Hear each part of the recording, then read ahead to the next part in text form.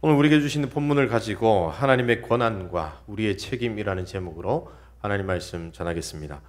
제가 다른 교회를 섬길 때 교육부서 교사들을 통하여서 다른 부서들의 불만을 들을 때가 종종 있었습니다. 아마도 저도 교육전도사 때 많은 교사들이 저에 대한 얘기를 또 다른 목사님께 했겠다 싶은 생각도 들더라고요. 이야기를 들어보면 이런 겁니다. 이전에 사역했던 분은 참 사역 잘하셨는데 지금 계신 분은 이 정도로 끝납니다. 그리고 이런 내용부터 시작해서 자신들이 추구하는 것과는 너무나도 다르다라는 이야기와 함께 지금껏 계속해서 발전을 거듭해왔고 성장하고 있고 기대 속에서 다음 사역자가 오기를 기다렸고 오셨는데 다시 옛날로 돌아가는 것 같다라고 하는 여러 가지 이야기들 많이 듣게 되었습니다. 아마도 이런 이야기가 없는 교회는 없을 거라 생각합니다. 우리도 지금은 다 잘하십니다 라고 하지만 가슴 속에는 이런 질문들 저런 질문들이 많이 있을 줄로 압니다. 그렇다면 여러분, 이러한 말을 들을 때 우리의 반응은 어떠해야 할까요? 어떠한 시각으로 이런 이야기를 듣고 소화해야 할까요? 우리가 이런 이야기를 듣고 제대로 소화하지 못하면 어떻게 되죠? 소화불량이 걸리고 몸이 아픈 것처럼 어딘가는 아파지는데 우리가 이 이야기를 어떻게 해결해야 할까요? 오늘 우리가 본문을 살펴보고 있는 스가랴 8장은 예루살렘 회복에 대한 하나님의 약속을 기록하고 있는 장면입니다. 그 중에서 오늘 읽은 부분은 이 회복의 일하심 속에서 하나님이 하시는 일과 그리고 백성들에게 부탁하시는 것, 이 두 가지를 말씀하고 있는 장면입니다. 오늘 이 말씀을 통하여서 하나님이 세우시고 이끄시는 우리 대동교회 공동체가 어떤 시선을 가지고 나아가야 할지, 이런 무수히 많은 이야기들 속에서 우리는 어떻게 이 모든 것들을 소화해 내어야 할지 말씀을 통하여서 생각해 보기를 원합니다. 첫째로 모든 심판은 하나님의 전적인 권리라는 사실을 우리는 기억해야 합니다. 함께 따라서 고백합시다. 모든 심판은 전적인 하나님의 권한입니다. 오늘 우리가 읽은 말씀 14절, 15절을 보면 이렇게 말씀하고 있습니다. 읽었지만 함께 한 목소리로 읽겠습니다. 시작. 만군의 여호와가 이같이 말하노라. 너희 조상들이 나를 경노하게 하였을 때에 내가 그들에게 재앙을 내리기로 뜻하고 뉘우치지 아니하였으나 이제 내가 다시 예루살렘과 유다 족속에게 은혜를 베풀기로 뜻하였나니 너희는 두려워하지 말지니라. 아멘.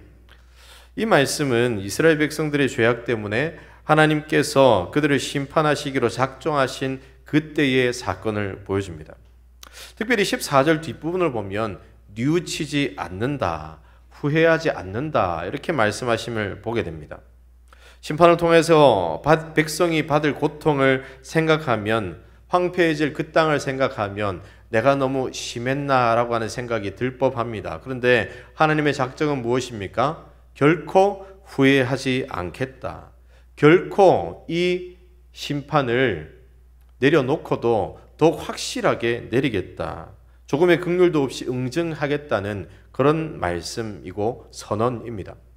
그런데 이어진 15절을 보면 이와는 전혀 다른 말씀을 보게 되죠. 갑자기 다시 은혜를 베풀기로 작정하셨다는 겁니다. 물론 시간이 흐르고 흘러서 하나님의 심판이 다 끝나고 이제 회복할 것이다라는 말씀을 하는 대목입니다. 그러니 이제는 두려워하지 말라는 말씀입니다. 지금껏 하나님의 극심한 심판으로 깊은 어두움과 고통에 머물러 있었지만 이제는 두려움을 그치고 하나님이 일하심 그대로 받아들이라는 겁니다. 보르기안과 및 회복에 대한 하나님의 일하심에 대한 의지를 보여주고 있습니다. 그러니 그것을 의심하지 말라고 말씀하십니다. 그런데 여러분, 이 두 구절을 대어놓고 보면 좀 이상합니다. 앞에 말씀을 보면 절대로 후회하지 않을 심판을 계획하고 준비하셨는데 이제는 그 심판을 돌이키신다 말씀하십니다. 회복을 허락하십니다. 심지어 두려움 가운데 하나님의 회복을 향한 일하심에도 온전하게 반응하지 못할 백성들의 모습이 있기에 그들을 다독이기도 하십니다. 여러분, 하나님은 왜 이러시는 걸까요? 14절, 15절을 문자 그대로만 놓고 보면 우리 하나님은 마치 변덕쟁이인 것처럼 보입니다. 그렇게 회복시키실 것 같으면 그렇게 처절하게 응징하시고 다시 일어나지 못할 만큼 짓밟으시는 것은 웬일입니까? 라고 질문할 법합니다. 이랬다 저랬다 알 수가 없습니다. 그렇다면 여러분, 우리 하나님은 이상한 분이신 걸까요? 아닙니다. 우리가 성경을 보면서 분명하게 기억해야 할 사실은 우리가 하나님을 판단하고 우리가 하나님을 재단할 수 없다는 사실입니다.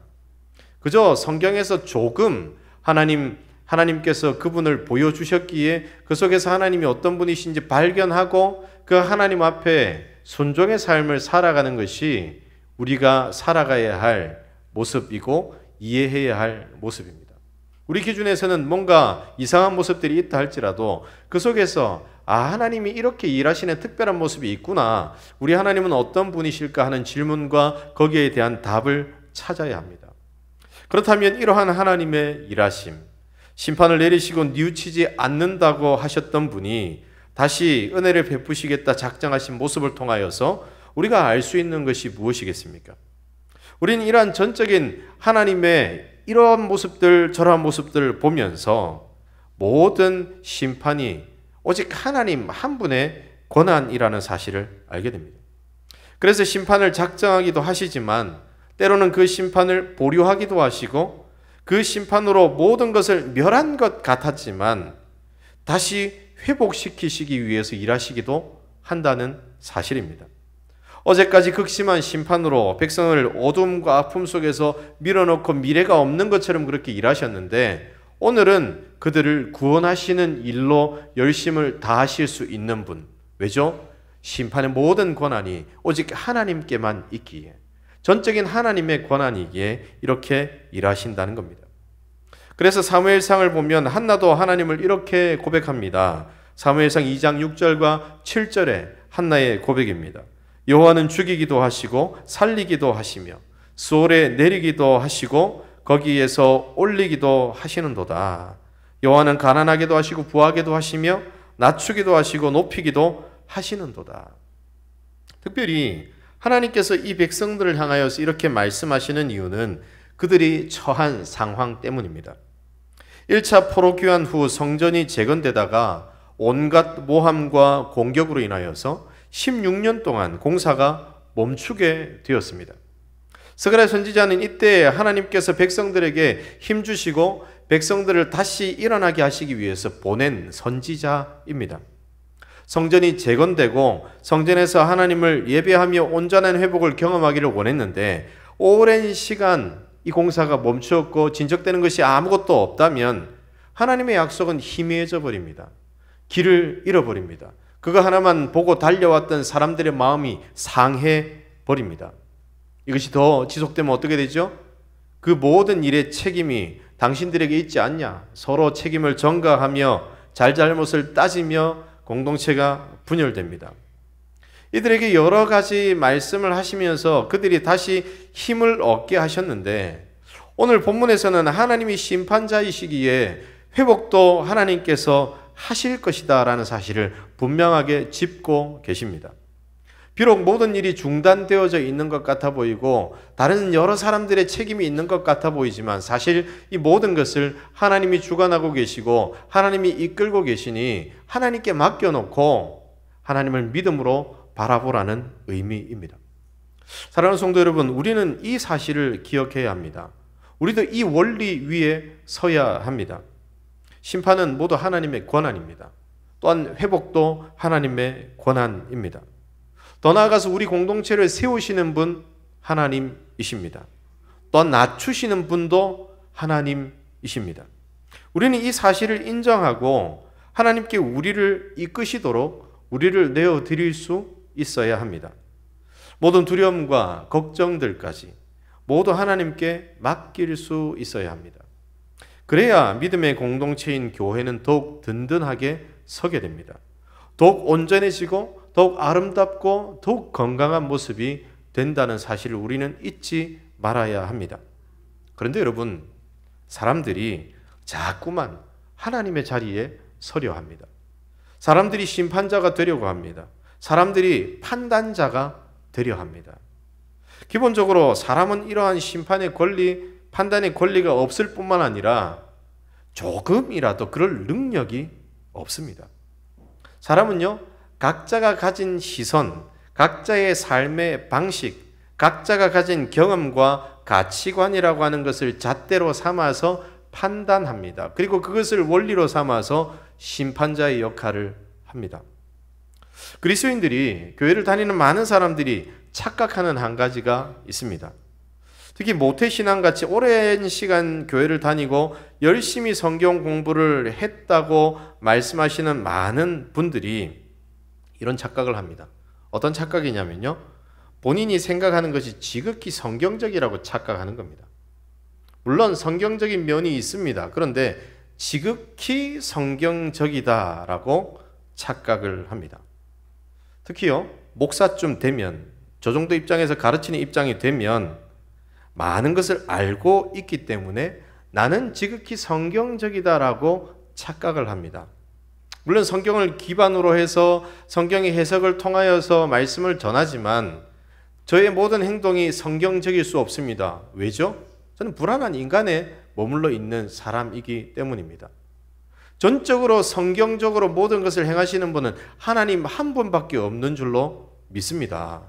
그런데 우리는요, 내가 객관적이다, 내가 하나님 말씀을 이렇게 배웠고 이렇게 알고 있고 나는 그렇게 살아가고 있다라고 말하면서 여러 곳에서 나의 이야기가 성경의 이야기라고 말하면 나의 주장을 성경의 주장과 함께 놓고 내가 옳다고 주장하는 모습들이 있습니다.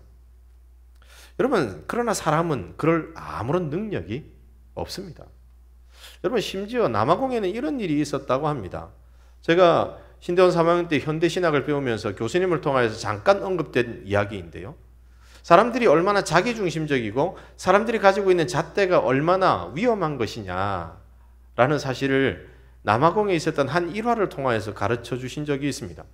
우리가 잘 알듯이 남아공은 이 흑인에 대한 불평등이 아주 심하게 있었던 나라입니다. 이 차별이 너무 심했습니다. 그런데 이런 인종차별에 대해서 한 흑인 교회가 성경적으로 옳다 그르다라고 하는 논쟁이 있었던 적이 있었다고 합니다. 이런 논쟁이 되려고 하면요, 이것이 옳은 것이다라고 하는 한쪽 무리와 또 그르다라고 이야기하는 한쪽 무리가 서로 자기의 논리를 가지고 충돌해야 되잖아요.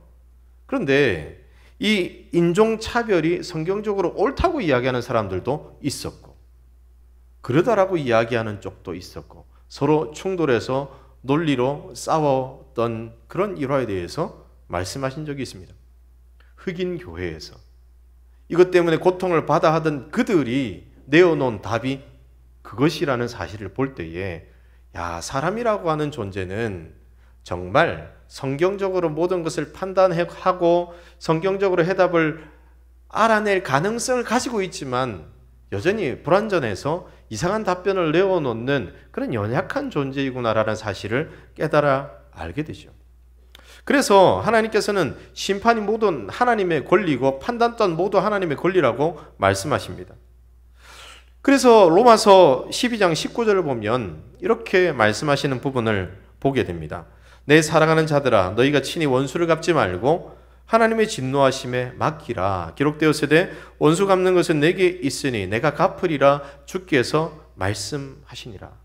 심지어 원수 갚는 것까지 하나님께서 심판하시고 판단하시고 하나님께서 해결하시겠다고 말씀하십니다. 왜죠? 나에게는 원수이지만 하나님께서 볼 때에는 또 다른 하나님의 뜻이 있을 수 있기 때문에 그것조차 하나님께 맡기라고 말합니다. 사랑하는 성도 여러분, 왜 사람들은 이러한 하나님의 영역을 침범할까요? 앞서서 말씀드렸던 것처럼 자신의 판단이, 자신의 의견이 자신이 옳다고 생각하고 있기 때문입니다. 그러나 여러분, 분명히 기억해야 할 것은 우리의 생각이, 우리의 판단이 결코 옳지 못할 때가 훨씬 더 많다는 사실을 기억해야 합니다. 사랑하는 성도 여러분, 그래서 공동체를 온전히 세우는 것은 지적질과 판단과 내가 심판자가 되어서 모든 것을 내가 재단하는 것이 아닙니다. 나도 틀릴 수 있구나라고 하면서 하나님께 맡기는 것이 중요합니다. 그것이 공동체로 하여금 더 아름다운 모습으로, 더 건강한 모습으로 세울 수 있는 유일한 방법이라는 것입니다. 따라서 여러분, 혹시 우리 기준에, 나와 함께하는 많은 무리들의 기준에 또 잘 되는 교회들을 보고 또 여러 가지 사람들이 이야기를 들었고 그런 인식으로 쌓여져 있는 우리의 생각을 가지고 교회의 부분들을 또 많은 사람들을 정죄하거나 비판하는 일을 우리는 삼가해야 합니다. 그것을 위해서 내가 세움받았다고 생각해서도 안 됩니다. 내가 중요한 자리에 세워졌기에 내 역할은 잘못된 부분을 계속해서 지적하고 온전하게 만드는 것이다 생각하고 거기에 열심을 다하고 그러한 열심을 가진 사람들이 많이 생겨나면 어떻게 될까요? 서로 자신들이 옳다는 그 옳다함 때문에 분열이 일어나고 아픔이 일어나기도 한다는 사실. 우리는 이 사실을 기억해야 할 줄로 믿습니다. 그렇다면 여러분, 우리는 무엇을 해야 할까요? 공동체가 온전히 서기 원하는 열심이 있다면 판단하는 나의 마음은 내려놓고 무엇을 세워야 할까요? 두 번째로 함께 따라합시다. 우리가 해야 할 일은 사랑입니다. 여러분, 심판은 하나님의 영역입니다. 회복된 하나님의 영역입니다. 하나님이 일하심 앞에 우리의 모든 것을 내어놓으면 됩니다. 그런데 우리가 해야 할 일은 딱 하나입니다. 뭘까요? 바로 사랑입니다. 오늘 우리가 읽은 말씀 16절과 17절의 말씀 한 목소리로 함께 읽겠습니다. 시작. 너희가 행할 일은 이러하니라. 너희는 이웃과 더불어 진리를 말하고 너희 성문에서 진실하고 화평한 재판을 베풀고 마음에 서로 해하기를 도모하지 말며 거짓 맹세를 좋아하지 말라. 이 모든 일을 내가 미워하는 것이니라. 여호와의 말이니라. 아멘. 여러분, 하나님께서 이스라엘 백성에게 주신 율법, 이것을 요약하면 무엇이겠습니까? 하나님을 사랑하고 이웃을 사랑하는 겁니다. 오늘 말씀 속에서 명령하시는 것은 그들이 듣지 못한 다른 것, 전혀 새로운 것, 그런 것이 아닙니다. 이웃을 사랑하기 위해서 주신 율법 가운데에 부탁하신 세부적인 항목들 중에 몇 가지입니다. 어떤 재판을 할 때 증인된 이웃은 이익을 따라 말하지 말고 참된 것만 말하고, 재판관도 진실한 재판을 하고 공의로운 재판을 하고 거짓된 재판을 하지 말라. 그리고 마음에 서로를 향해 분노 때문에 거짓으로 누군가에게 해를 입히기 위해서 행하는 거짓 맹세로 나아가지 말라 말씀하고 있습니다. 오늘 말씀에서 특별히 재판을 언급하는 이유가 무엇일까요? 아마도 당시 사회에서 하나님께로부터 재판관의 사명을 온전히 감당해야 할 사람들이 온전하지 못한 판결로 누군가를 아프게 하고 누군가의 눈을 피눈물을 흘리게 했기에, 그러한 일들이 비일비재했기에 하나님께서 특별히 이 부분을 꼬집는 것 아니겠습니까? 성전을 재건할 당시의 상황이었기에 나라 안에 살아가는 사람들은 너무나도 어렵고 힘이 들었습니다. 이때 하나님께서는 백성들에게 하나님께서 율법을 주실 때의 그 마음을 회복하라고 말씀하십니다. 이웃에 대한 사랑을 회복하라는 겁니다. 하나님께서 허락하신 이 사랑의 계명을 온전하게 성취해 내라고 말씀하십니다. 사랑의 회복이 공의를 회복하는 길이고, 사랑의 회복이 나라 안에 있는 모든 모습들을 바로잡는 모습이라고 말씀하시고 계시는 겁니다. 사랑하는 성도 여러분, 우리가 끝까지 지켜내야 할 것은 사랑인 줄로 믿습니다. 우리가 회복해야 할 것도 사랑인 줄로 믿습니다. 만약 예수 그리스도께서 주인으로 계신 교회 공동체에 사랑이 식어지면, 사랑이 사라지면 어떻게 될까요? 그 공동체는 무너지게 되어 있습니다. 왜일까요? 그 공동체의 중심은 예수 그리스도십니다. 그러나 예수 그리스도께서 우리를 하나로 묶으시는 그 힘은 사랑이기 때문입니다. 예수 그리스도께서 이 땅에 오셔서 십자가에 달리시고 죽으셨던 그 모든 그 행하심의 끝에는 사랑이 있습니다. 사랑으로 모든 일을 행하셨고 완성하셨고, 사랑으로 여전히 우리를 하나로 묶으실 뿐만 아니라 사랑으로 하늘 보좌 우편에서 우리를 바라보고 계시는 분이 예수님이시기에 사랑이 중요합니다. 여러분, 이 사랑은요, 교육자들만 하는 게 아닙니다. 교육자들만 관심을 가지고 전화하면서 어떤 삶을 살아가고 계십니까? 힘드십니까? 그렇게 여쭈면서 기도하고 찾아뵙고 그러는 것이 아닙니다. 구역장들만 하는 일도 아닙니다. 모두가 함께 해야 하는 일입니다. 이 시간 함께 고백해 볼까요? 옆에 있는 분들과 함께 사랑합시다. 사랑합시다 말고 제가 좀 더 사랑하겠습니다 해봅시다. 제가 좀 더 사랑하겠습니다. 네. 왠지 사랑합시다 하면 왠지 나는 아니고 이렇게 합시다, 사랑하세요라는 것 같아가지고요. 제가 좀 더 사랑하겠습니다. 여러분, 세상 어디든지요, 이 사랑의 법으로 공동체를 세우는 곳은 교회밖에 없습니다. 교회 외의 모든 곳은요, 돈의 논리가 지배하고 이 관계의 논리가 지배하고 힘의 논리가 지배하게 되어 있습니다. 근데 교회는요, 이 사랑의 논리가 교회를 이끄는 능력입니다. 여러분, 사회는요, 복지단체는 예산이 없어서, 돈이 없어서 사업을 진행하지 못한다는 일을 합니다. 그런데 교회는요, 예산이 없어서 사업을 진행하지 못하는 게 아닙니다. 사랑이 없어서 사업을 진행하지 못하는 겁니다. 공동체를 향한 사랑이 가득하면 그 사랑이 흘러넘쳐서, 그 관심이 흘러넘쳐서 다른 사람들에게 가게 되어 있습니다. 부족한 재정이 있다면 공동체를 향한 사랑 때문에 그 재정이 채워질 수밖에 없습니다. 그런데 사랑이 없으면요, 어떤 행사도 어떤 사업도 진행하지 못합니다. 사랑이 없으면 안 하는 게 낫습니다. 왜요?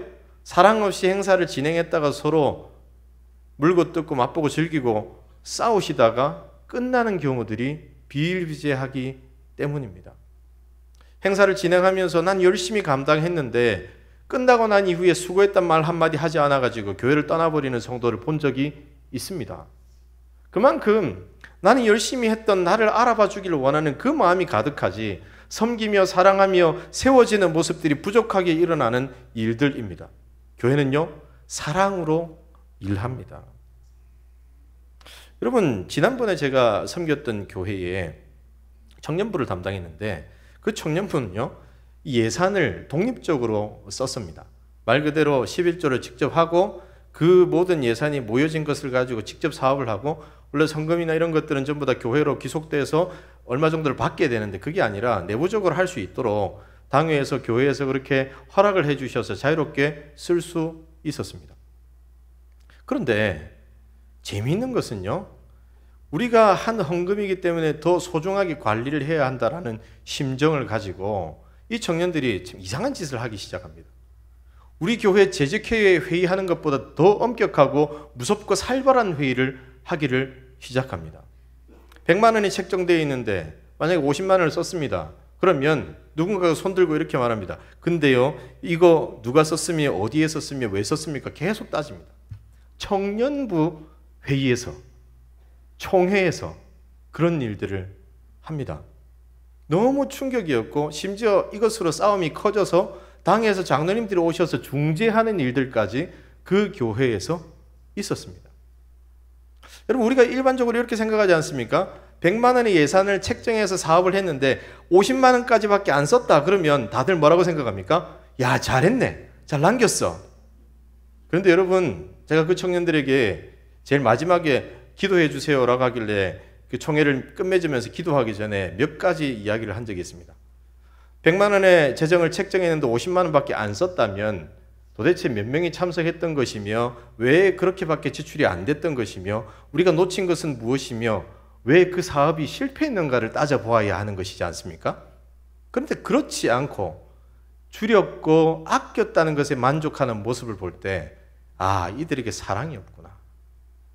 여러분, 사랑이 있으면 돈의 문제는 해결되게 되어 있습니다. 사랑이 있으면 관심이 있게 되어 있고, 예수 그리스도의 사랑을 흘려보내기로 작정을 했다면 그 마음 때문에 다른 것들은 다 감안하고 더 아름다운 공동체로 세울 수 있는 능력들이 그들 가운데 생긴다는 것입니다. 그렇다면 사랑하는 성도 여러분, 우리 대동교회의 공동체는 사랑이 가득합니까? 여러분, 사랑이 가득합니까? 우리에게 사랑을 맡기셨으니 그 사랑의 눈으로 서로를 바라보고 그 사랑의 눈으로 사업을 세우고 그 사랑의 눈으로 일들을 진행하고 그 사랑의 눈으로 한 사람 한 사람을 투표하여 뽑고 계셨습니까? 소도에서 말씀드렸듯이 우리가 무언가를 비판할 수 있습니다. 그런데 그 비판이 내 중심에서 계속된 비판으로 내가 이것이 나의 사명인 것처럼 여겨서 그 비판으로 교회를 세울 수 있는 것은 아무것도 없습니다. 오직 사랑만이 교회를 세울 수 있는 능력임을 기억하면서 사랑으로 세워가는 공동체가 되고 사랑으로 그 은혜를 충만하게 나누는 그런 하나님의 백성들 되시기를 주 예수님의 이름으로 축복합니다. 기도하겠습니다.